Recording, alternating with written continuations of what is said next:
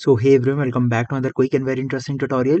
Where in this quick tutorial, I'm going to show you how you can check the location of the sender of any email that you have received. Now, in order to do it, simply open the Gmail on any of the browser you have, or you can do the same steps from your smartphones as well. Now here, for example, this is the email I have received. Now, if I want to check the location for the same, just simply click on the three dots right here. Click over there, and here you simply need to click on this option of show original.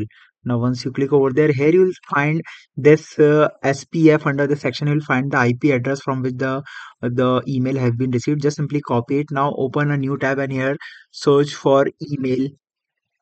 Simply search for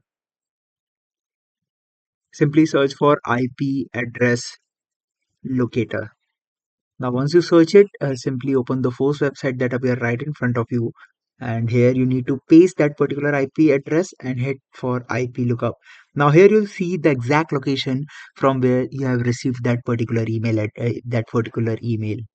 Alright, so that's it for this tutorial. I hope this video will be helpful for you. Make sure to hit the like button and subscribe button for more such helpful and interesting tutorials. See you in the next one. Take care.